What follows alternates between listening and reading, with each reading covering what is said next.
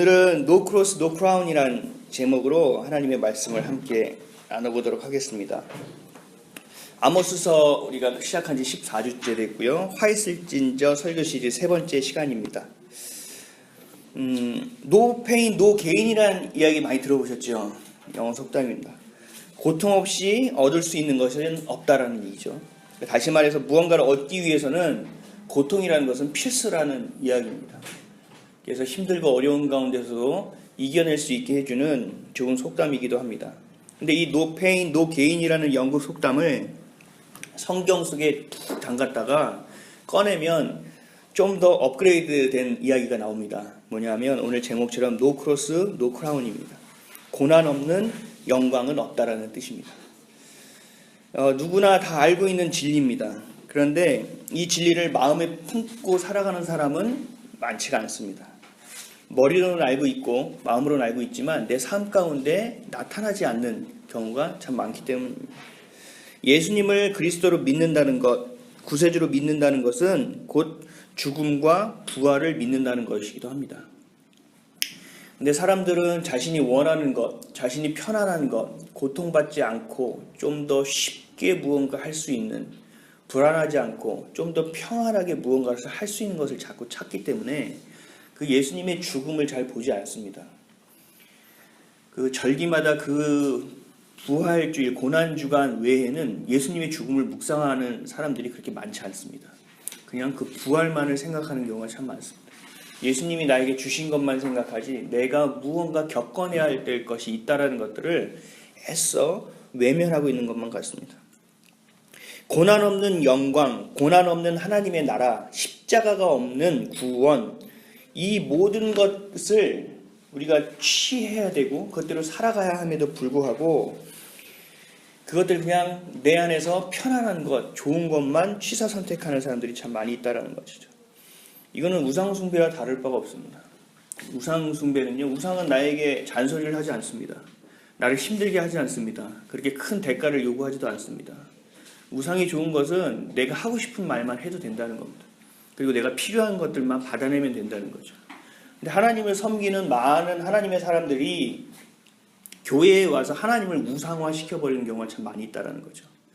하나님이 주시는 그 하나님이 우리와 함께 하실 때 주신 그 고난, 그 고통, 그 환난, 그 어려움 가운데 그 과정 가운데 하나님이 주시는 것들을 이해하지 못하고 그 과정 외에 결과적인 부분에만 치중한다는 겁니다. 소위 말해서 예를 들면 대형 교회 목사님들이 좋은 차를 타고 다니시고 좋은 양복을 입으시고 또 좋은 것들을 먹으시잖아요. 그렇죠? 그래서 그것들을 보면 나도 저렇게 되고 싶다라는 마음들을 참 많이 품는 것 같아요. 근데 그게 뭐 다 옳은 것은 아니지만 다들 그렇게 되고 싶은 마음에 그 죽을 고비를 넘기고 그 어려움을 넘기고 내 전세비를 다 털고 내 삶을 다 털어넣어서 그 힘들고 어려운 과정 가운데 있었던 그 겪었던 과정, 고난은 보지 아니하고 그 결과만을 보면서 따라가려는 사람들이 참 많이 있다는 것이 더 큰 문제라는 것입니다. 하나님이 주신 것들 가운데 고난 없이 희생 없이 무언가를 자꾸 가지려는 것, 그것이 바로 우상숭배라는 거죠.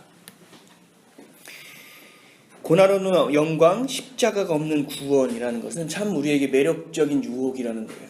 그거 없이도 괜찮잖아. 하나님은 사랑이라고 했잖아. 뭐 그것까지 꼭 겪을 필요 있겠어? 그냥 가서 그렇게 기도하고 그렇게 살면 되는 거지. 뭐 오버하지 마. 거기까지만 했으면 됐지 뭘 더 하려고 그래. 하나님이 말씀하신 이 말씀은 꼭 그렇게 하라는 게 아니라 그렇게 했으면 좋겠다는 뉘앙스로 말씀하고 있는 거야. 그렇게 마음가짐을 그렇게 하면서 살아가는데 실제적으로 그렇게 살아가기까지 하나님 바라시겠어? 우리가 인간인데 부족한데 뭐 이렇게 아등바등 사냐? 이런 마음이 결국 에덴 동산에서 우리가 쫓겨날 수밖에 없는 빌미가 제공됐다는 거거든요. 창세기 3장 3절에 이런 말씀이 있습니다. 동산 중앙에 있는 나무의 열매는 하나님의 말씀에 너희는 먹지도 말고 만지지도 말라 너희가 죽을까 하노라 하셨느니라. 사탄이 나와서 하와에게 얘기한 거예요. 먹어. 이거 하나 먹으면 니네 눈이 밝아져. 하나님과 같이 될 수 있어. 근데 설마 그렇게 죽인다고 했는데 죽겠냐? 죽을까 하노라. 죽을 수도 있지만 죽지 않을 수도 있어. 걱정하지 마. 하나님이 그 정도까지 하는 건 아닐걸? 이란 말에 속아 넘어간 거죠. 하나님은 이렇게 말씀하셨습니다. 창세기 2장 16절에서 17절 말씀에 여호와 하나님이 그 사람에게 명하여 이르시되 동산 각종 나무의 열매는 네가 임의로 먹되 선악을 알게 하는 나무의 열매는 먹지 말라. 내가 먹는 날에는 반드시 죽으리라 하시니라. 반드시 죽으리라 하시니라. 반드시 죽는다고 말씀하셨는데도 불구하고 사단은 한번 필터링을 한 거예요. 야, 설마 너희를 사람한테 죽이기까지 하시겠냐? 아니, 말씀대로 100% 이행하시겠냐 이거예요. 우리가 살아가는 마음과 참 비슷합니다. 하나님이 이 말씀을 주셨는데 이 말씀대로 꼭 굳이 그 정도까지 우리가 오버하면서 살아야 되냐? 그 정도 뉘앙스만 갖췄으면 됐지. 엉망진창으로 살아가는 사람도 많은데 뭐 이 정도만 해도 양호하지 않겠어? 라고 사람들은 살아간다는 것입니다. 하나님의 말씀을 대할 때 그 기준을 내 안의 기준으로 접목시켜서는 안 된다는 거예요. 하나님의 말씀은 진리이기 때문에 그 기준점 하나님의 말씀에 정확하게 두셔야 됩니다.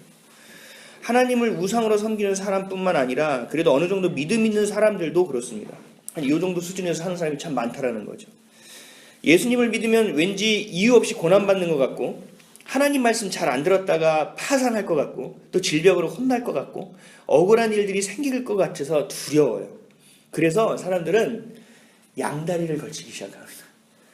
교회에 와서는 하나님을 믿고 전심을 다하고 정말 봉사하고 내가 요 정도 하면 하나님 그래도 나를 긍휼히 여겨주시겠지 하는 수준에서 하나님의 일을 해요. 그리고 세상에 나가서는 그냥 열심히 삽니다. 사람을 믿고 삽니다.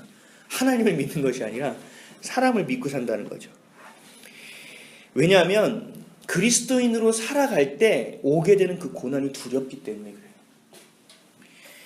그리스도인으로서 크리스찬으로서 받는 그 고난이 달갑게 여겨지지 않기 때문에 그렇습니다.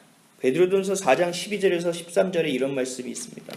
사랑하는 자들아 너희를 연단하려고 오는 불시험을 이상한 일 당하는 것 같이 이상히 여기지 말고 오히려 너희가 그리스도의 고난에 참여하는 것으로 즐거워하라. 이는 그의 영광을 나타내실 때에 너희로 즐거워하고 기뻐하게 하려 함이라. 아멘. 하나님을 의지하는 것은 고난이 있는 것만으로 보여요. 그리고 그 고난도 이유 없이 나에게 자꾸 오는 것 같아요. 그리고 이유 없이 미움받는 것 같고 이유 없이 오해받는 것 같고 이유 없이 억울한 일을 당하는 것 같아요. 하나님을 믿으면 자꾸 이런 것이 나에게 오는 것 같아서 두렵게 느껴진다는 거예요. 그래서 이 고난보다는 그냥 대충 충성된 모습으로 때우고 그 이후에 줄 것만 생각한다라는 것입니다. 요셉을 통해서 하나님이 우리에게 말씀하시는 것은 뭐냐면요. 요셉은 이유 없이 고난받은 사람의 대표자입니다. 그렇죠? 이유 없이 고난받았죠. 오해받았죠. 또 이유 없이 억울함을 당했죠. 또 이유 없이 팔려갔죠. 수많은 어려움이 있었지만 요셉은 그 가운데서도 신실하신 하나님을 붙잡았고 하나님을 향한 믿음을 가지고 있었다는 거죠. 그랬을 때 하나님이 요셉을 통해서 어떻게 쓰셨냐면 요셉이란 단 한 사람이 이렇게 신실하게 고난 가운데 하나님의 십자가 앞에 나아갔을 때 요셉을 통해서 그 가족을 구하는 것뿐만 아니라 이방 민족인 이집트, 애굽 민족까지 하나님이 구하는 역사를 이뤄내셨다는 거예요. 그리스도인에게 이유 없이 오는 고난, 지금 당장 우리가 이해하지 못하기 때문에 이유 없는 것처럼 보여지지만 하나님은 그 중요한 사람들을 통하여 그 고난을 받게 하시고 그 오해 안에서 하나님이 주신 짐들을 지게 하신다는 겁니다. 거기까지 가고 싶지 않은 거죠, 사람들은. 뻔한 것을 알기 때문에 머리로는 다 알고 있다는 거죠. 근데 이것도 뛰어넘는 사람이 있어요. 그래도 내가 그리스도인으로 살아야지. 내가 그래도 양다리 걸치기보다는 하나님 앞에 가야지. 차거나 뜨겁거나 하났으니까 내가 뜨거워져야지 라고 마음을 먹고 하나님 앞에 나아가는 사람이 있어요. 근데 그 사람에게 마지막 고비가 뭐냐 하면 바로 불안함입니다. 불안정함이에요. 하나님을 의지하는 것은요, 이 불안정한 삶의 연속입니다. 끝없이 불안한 삶이 계속돼요. 참 신기하게도. 왜냐하면 우리의 인생의 전체적인 그림을 내가 그리는 것이 아니잖아요. 그렇죠? 그리고 오늘의 계획을 짜고 이번 주의 계획을 짜고 한 달의 계획을 짜고 이 올해의 계획을 짜는 주체가 내가 아니라는 거예요. 하나님이 우리 가운데 그 이스라엘 민족이 광야에 있을 때 매일매일 만나를 그날그날 내려주셨던 것처럼 우리에게도 늘 일용할 은혜를 주시고 일용할 양식을 주시고 일용할 것들을 주시기 때문에 우리가 불안한 거예요. 내일 당장 내가 준비한 것이 없기 때문에 하나님의 은혜만을 구해야 되기 때문에. 그래서 힘든 고난, 이유 없는 억울함까지는 잘 견디다가 마지막에 휘청거리는 것이 바로 이 불안함 때문에 그래요. 이 불안정함 때문에 그렇다는 거예요. 그래서 불안한 것을 어떻게 하면 우리가 해소할 수 있을까? 이 마지막 단계를 잘 통과해서 하나님의 자녀로서, 그리스도인으로서 우리가 평안한 삶을 누릴 수 있게 해서는 어떻게 해야 되는지에 대해서 오늘 하나님의 말씀을 함께 나눠보도록 하겠습니다. 첫 번째, 적절한 긴장이 필요합니다. 현실과 말씀 가운데, 내 삶과 신앙 가운데서의 긴장이 필요합니다. 근데 이스라엘 사람들은 오늘 본문의 말씀을 보면 이런 긴장을 해소하려고 했습니다. 이런 불안을 커버하려고 했습니다. 그래서 이 불안정한 삶 때문에 북이스라엘 사람들은 경제적인 것에 매진했습니다. 그래서 솔로몬 이후에 가장 부유한 그 나라의 경제를 가지게 됐죠. 그래서 든든했습니다. 그래서 불안함을 해소했습니다.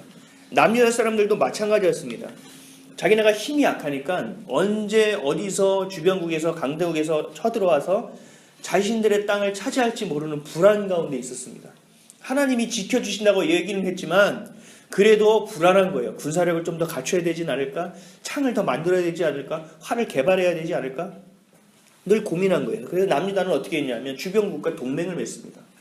많은 국가 동맹을 맺어요. 그래서 군사적으로의 불안함을 해소했습니다. 오늘 본문 말씀 1절입니다. 다 같이 한번 읽어보도록 하겠습니다. 시작. 화 있을진저 시온에서 교만한 자, 사마리아 산에서 마음이 든든한 자, 곧 백성들의 머리인 지도자들이여 이스라엘 집이 그들을 따르는도다. 아멘. 여기서 시온은 예루살렘을 얘기합니다. 예루살렘은 남유다를 상징합니다.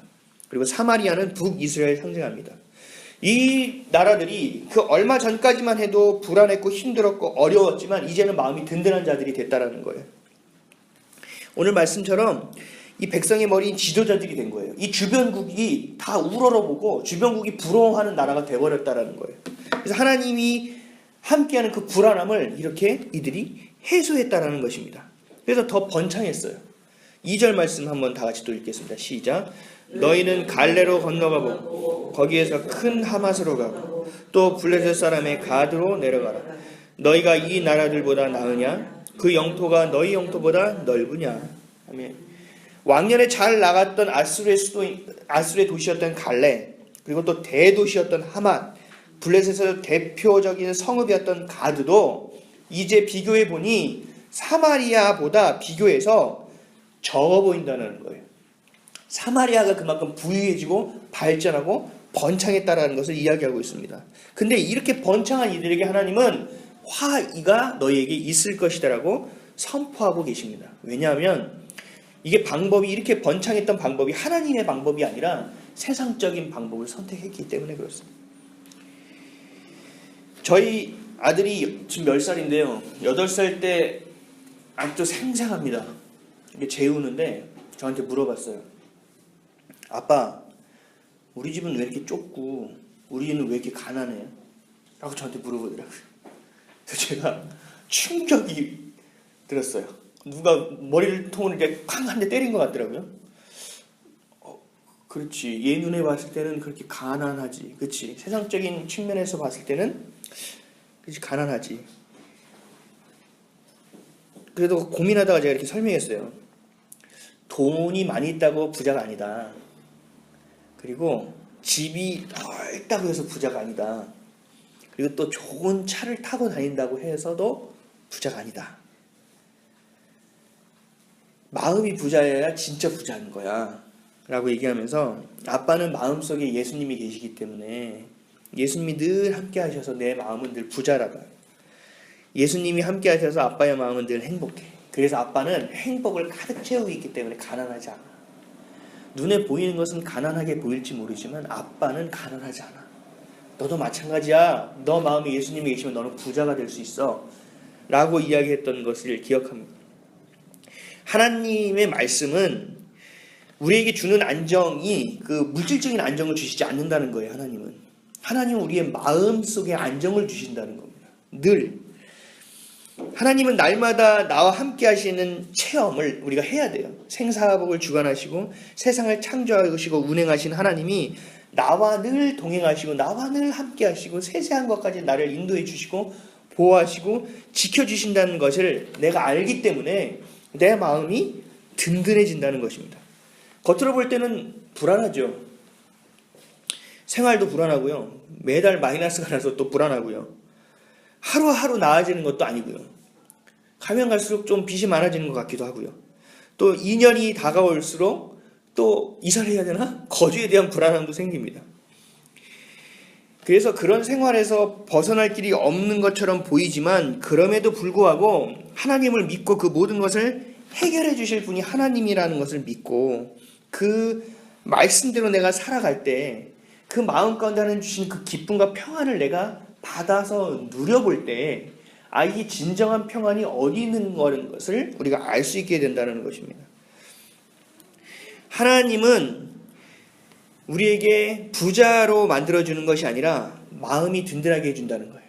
이 불안한 환경을 해소시켜 주시는 것이 아니라 이 불안한 환경을 우리의 마음 가운데 든든하게 하나님을 믿는 마음으로 신실한 마음으로 변화시켜 주셔서 그것들을 잘 이겨낼 수 있도록 극복할 수 있도록 도와주신다는 것입니다.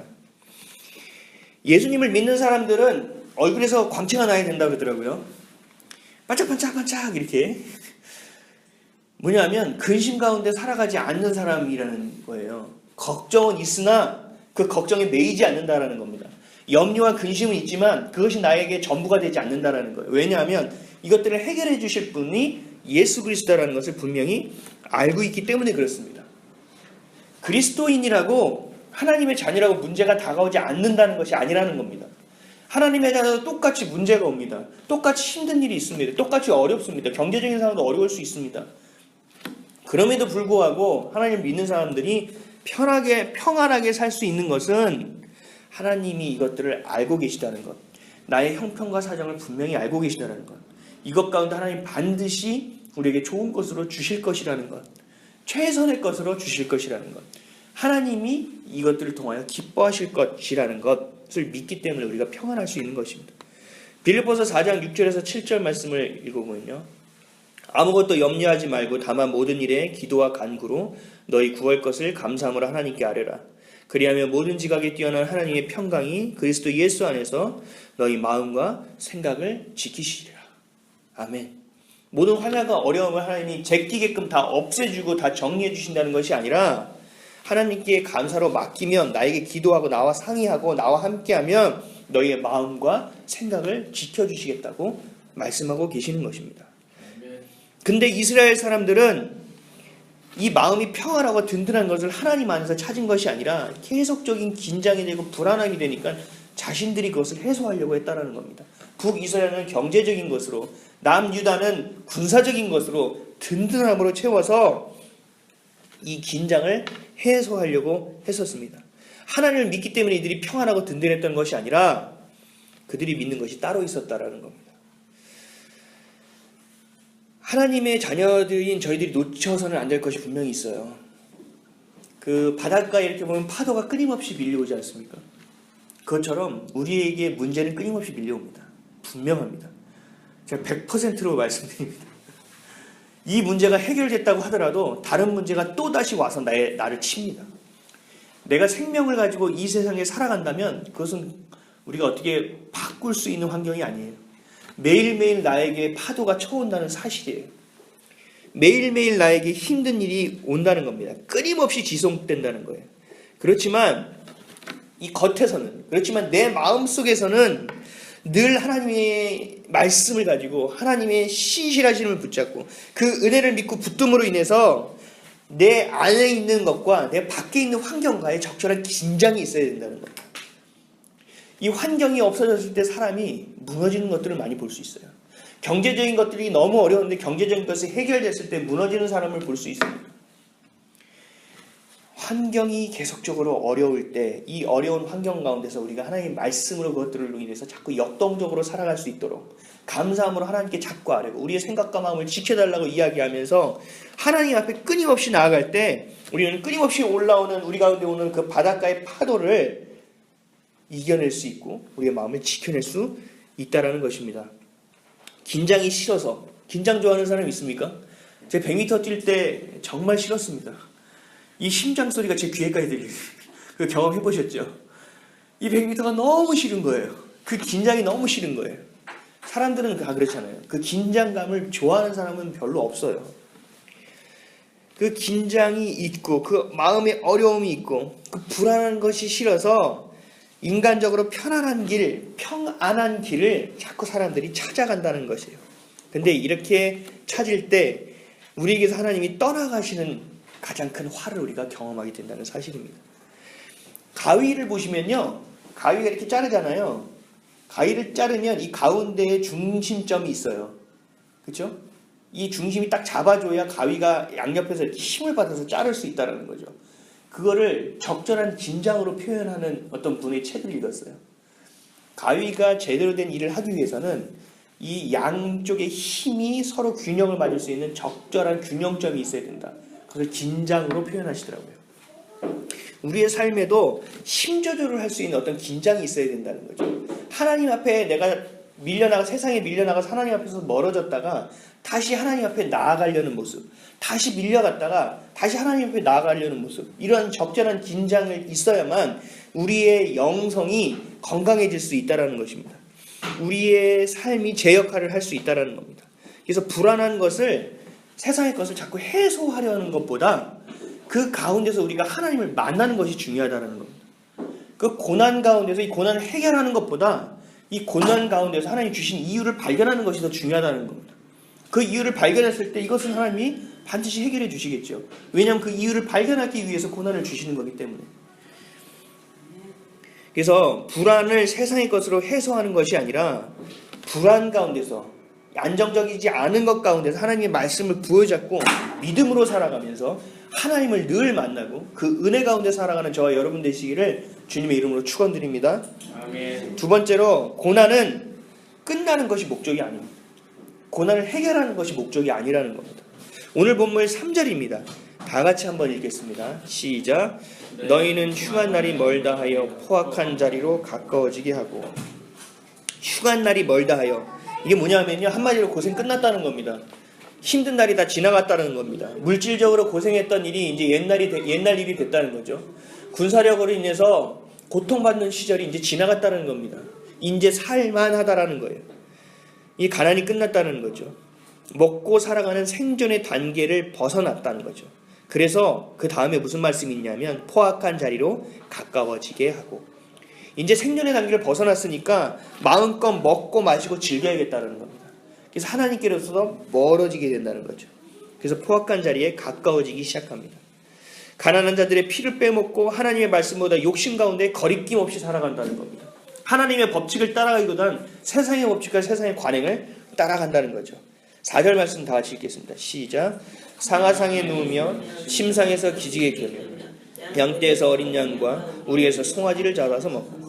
농사를 짓고 소와 양을 키우면서 부지런했던 이 사람들이, 이스라엘 사람들이 이제는 상하상, 가장 럭셔리한 그 침상에서 누워서 뒹굴다는 거예요. 그리고 늦잠을 잔다는 거예요. 일찍 일어날 이제 가치가 없어져요. 이제 배가 부르니까요. 하나님 앞에 매일 새벽같이 나아가던 일도 거둬집니다. 왜요? 문제가 해결됐으니까요. 내가 이제 하나님을 만날 이유가 없다라는 겁니다.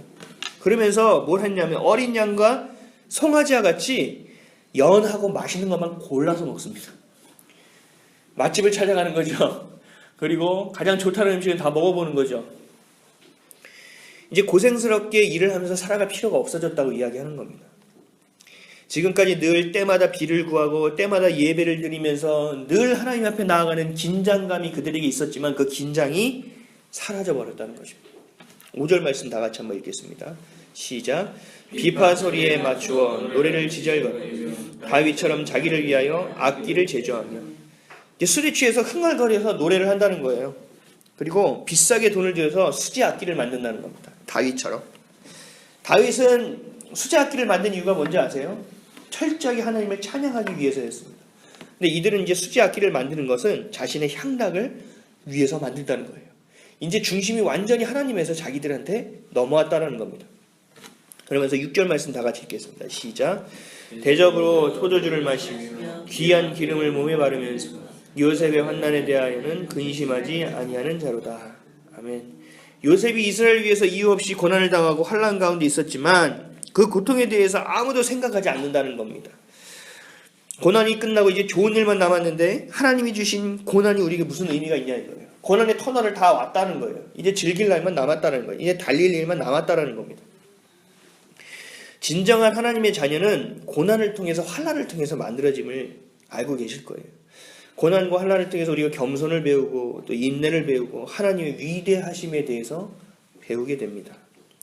말씀대로 살아간다면 환난은 당연한 거라는 거죠. 요한복음 16장 33절에 이것을 너희에게 이르는 것은 너희로 내 안에서 평안을 누리게 하려 함이라. 세상에서는 너희가 환난을 당하나 담대하라. 내가 세상을 이기었노라. 환난을 당하는 것은 당연하다. 고난을 당하는 것은 당연하다. 요셉과 같이 너희가 이유 없이 고난을 당하는 것처럼 보이지만 그 고난을 통하여 내가 할 일이 분명하게 있다라는 것입니다. 그러나 전제하죠. 이 모든 것은 이미 내가 이긴 것이다. 너희가 잘 따라오면 된다. 버텨내면 된다라는 것입니다.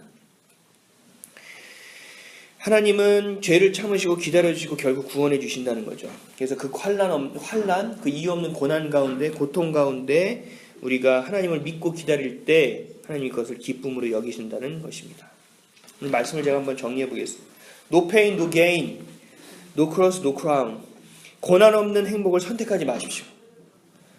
십자가가 없는 영광을 선택하지도 말아야 합니다. 그런 유혹에 빠져서 고난 없는 영광, 십자가 없는 구원을 붙잡을 때 신앙의 긴장이 사라진다는 거예요. 그리고 우리의 영성도 사라지게 됩니다.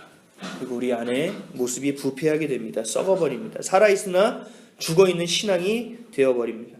역성적인 신앙이 아니라 옛날에 내가 그랬지, 왕년에 그랬지라고 내 신앙이 화석으로 변해버립니다. 좀 퍼져버리는 행복과 안정을 찾는 것이 아니라 좀 살기 어렵고 힘들어도 긴장하는 삶을 선택해야 된다는 것입니다. 불안하더라도 일용할 것들을 구하며 하나님 앞에 나아가는 모습이 우리 가운데 있어야 된다는 것입니다. 그래서 그 긴장이 있어야만이 우리가 깨어있는 삶을 살 수 있고 하나님과 늘 동행해야 되는 이유를 분명히 알 수 있고 또 역동적인 삶을 살아낼 수 있다는 것입니다. 종국에는 하나님을 기뻐하시는 삶을 살 수 있게 된다는 것입니다. 그래서 늘 이스라엘 민족처럼 물질적인 것을 해결하기 위해서 노력하고 우리가 부족한 군사력을 채우기 위해서 노력하고 그 긴장감을 해소하기 위해서 노력하기보다는 그 가운데서 하나님이 주신 의미와 이유와 뜻을 찾고 또 그 가운데서 하나님을 붙잡고 하나님과 동행하는 모습, 그것을 통하여 하나님을 우리가 알아갈 수 있고 하나님을 사랑할 수 있고 그 사랑을 받을 수 있고 그것들을 은혜를 받아 누릴 수 있는 삶이 우리 가운데 있다라는 것입니다. 그래서 사랑하는 성도 여러분, 긴장과 문제를 자꾸 해결하려고 하기보다는 하나님을 붙잡으십시오. 이 모든 것의 문제의 키가 되시고 해결해 주실 수 있는 하나님을 붙잡으십시오. 그리고 우리의 마음의 불안을 하나님께로 가지고 나아가십시오. 그럴 때 하나님 우리의 삶을 책임져 주시는 것을 느끼고 깨닫고 체험하게 될 것입니다. 그런 저와 여러분 되시기를 예수 그리스도의 이름으로 축원드립니다.